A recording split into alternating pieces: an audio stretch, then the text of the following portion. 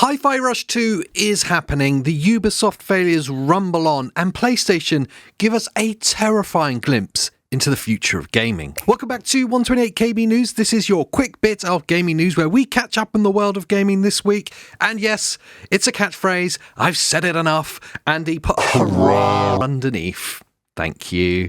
And what a week in gaming it's been. Loads has happened. It surprised me. I almost even did a second news video this week. There's been that much. But the biggest thing is I have to come clean with you all. I have to admit that maybe I'm a hypocrite because the 30th anniversary editions of the PS5 were launched. And yes, I talked about how much I lusted after them in the announcement. And then when the pre-orders happened, I rushed onto the website, I panicked, and I ordered a PS5 Portal 30th anniversary. The product I've hated the most, the product I've been most critical of, I've gone and bought. I'm still not sure why. I think it's just that colorway. It might just be the logo. I did just want a controller, and they didn't have any left. So I ended up buying the Portal. I'm an idiot. I know. And then today, a couple of days later, one of my local retailers has pre-orders available for the controllers, so I've ordered that too. So PlayStation have successfully managed to take all of the money off me all of the time. Well done, PlayStation. And talking of that 30th anniversary edition PS5, let's start the news here, and that is that PlayStation are fighting back against the scalpers. And yes, the scalpers were out in force with the 30th anniversary editions. The PS Portal that I said I just ordered, when I went to look on eBay immediately afterwards, they were listed for double the price. If you looked at the PS5 Pro editions on there, they were going from anywhere between $5,000 and I've seen in America $10,000 that they're being listed for. Absolutely mental. And clearly, PlayStation and all of the games companies need some kind of solution to this, because whenever there's limited stock, scalpers get involved. Well, PlayStation and Japan are starting to find their way on how to fight back. They are cancelling pre-orders from anyone that has less than 30 hours of playtime on their PlayStation account this year. It's a bold move by them, but one that I'm sure all of us actual gamers are more than happy to see. And actually, I'd love to see PlayStation roll this out across all of the territories, not just in Japan, because the scalping was awful. And I really love this 30th anniversary edition, and I'd love to see it in actual players' hands, not scalpers' hands who are there just trying to make a quick buck. But let's move it along to my favourite story of the week, and I've put it early in this video mainly because I'm really excited about it, and that is that Hi-Fi Rush 2 is happening. Wow.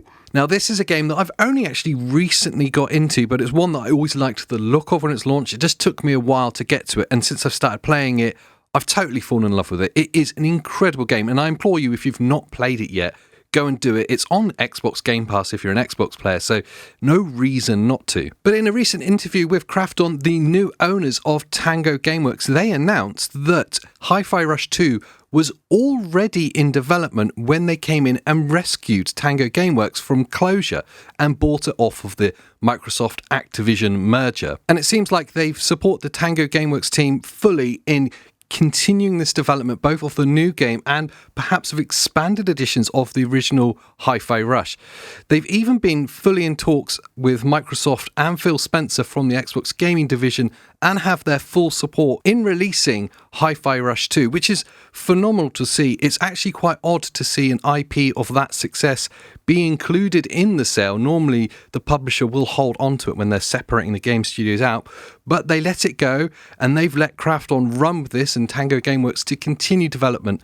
And they seemingly fully have the support of Microsoft in this as well. So that's really exciting. I can't wait to see what comes next from the Hi-Fi Rush team, because it really is one of the best games of recent years. And from one amazing game to the next, we're on to Final Fantasy 16 talk. Square Enix have said to Xbox players not to give up hope of seeing Final Fantasy 16 being released on Xbox. Square Enix Naoki Yoshida, the producer of Final Fantasy 14 and 16, has told players not to give up hope of seeing the game on Xbox.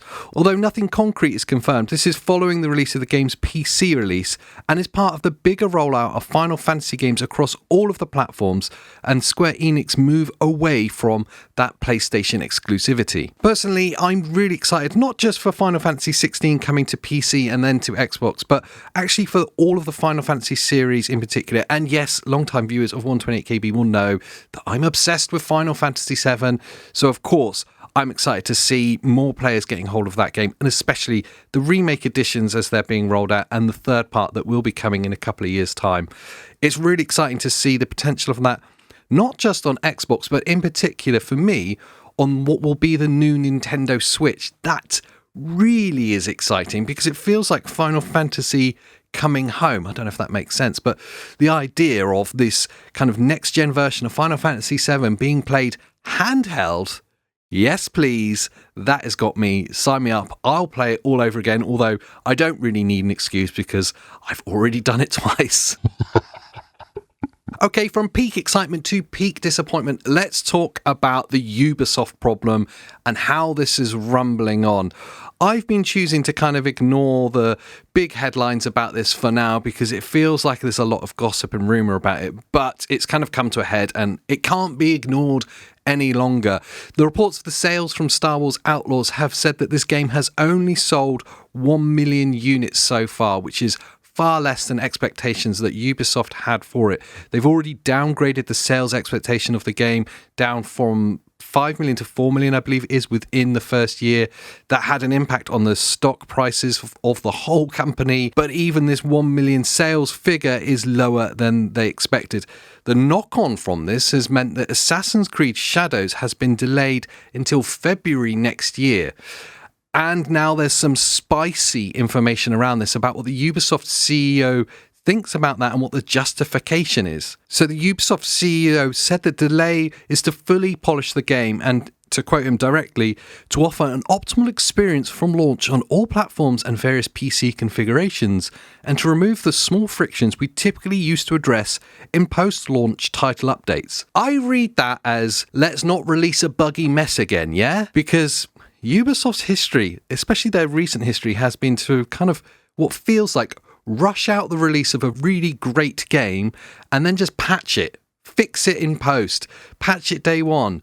We'll just do some updates later on, players won't mind. The Ubisoft boss also went on to seemingly criticise players for, and I'll quote him again, expecting extraordinary experiences and ultra-polished games on day one. Oh wow, silly me for expecting this AAA game from this multi-billion-dollar publishing company that I've paid up to £115 for on day one to be actually finished and not a hot mess of game-breaking bugs. Yeah, silly me. Now, I will acknowledge that perhaps us as gamers have higher expectations than before, but we also know that game development is a lot better than before. Teams are a lot bigger than before. Games are a lot more expensive than before, and systems are a lot more expensive than before. So yes, as the game industry has grown and its expenses has, our expectations are slightly higher than they were.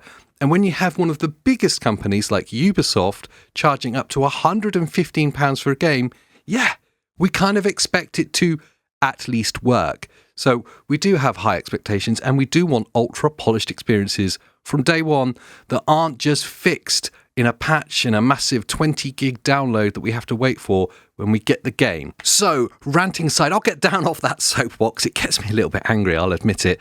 It just seems like Ubisoft are victims of their own success and almost have kind of rested on their laurels that perhaps they felt like they could do a bit of a copy and paste with some games, because it certainly feels like that, and that players will just tolerate things being broken, massive clipping issues, games looking like a bit of potato in places. And gamers have pushed back, and now Ubisoft are really suffering the consequences. They have to get it right with the new Assassin's Creed game, so they've done the right thing in delaying it. And interestingly, they're also releasing it day one on Steam. It's going to be their first game that's going to be out on Steam day one as well for a long time. So it's really interesting to see how this plays out, and I hope that they turn it around, because what we want is great games being released by great companies.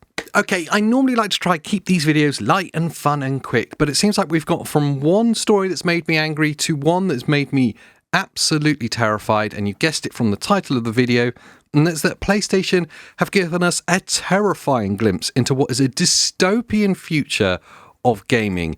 Now, I hope that perhaps I'm getting a bit tinfoil hat about this, and maybe I'm just overreacting, but a recent PlayStation bug has scared the absolute bejesus out of me. So this recent UI bug replaced game art on your PlayStation home screen with, yes, you've guessed it, adverts. Adverts playing in the background. adverts for related IP things, for franchise extended parts of the games, or perhaps you've got Horizon Forbidden West there and you hover over the game icon, and in the background you see an advert for the Horizon Lego game. Wow. And conveniently, it was very quickly discovered as a UI bug and was patched and fixed by PlayStation.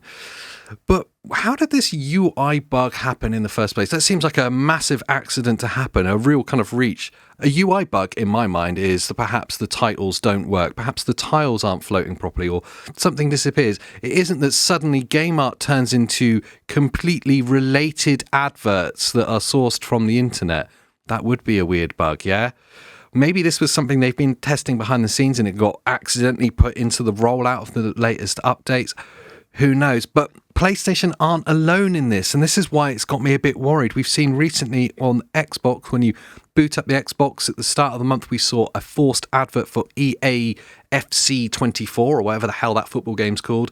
And then yesterday, at the time of recording, we saw the adverts pop up on the home screen for the Starfield DLC. They appear there and you can't ignore them. So is it part of the future of gaming that your console's home screen, that part that you used to be able to customize and make your own, your home on the console, is it going to be invaded by adverts? And is this going to be part of the important future for these games companies and how they generate revenue, invading your home in yet another place? We did hear talk of an Xbox Game Pass tier that would be either free or ultra low cost that will have forced adverts in it as well. So it's obviously something that's starting to creep into the gaming space.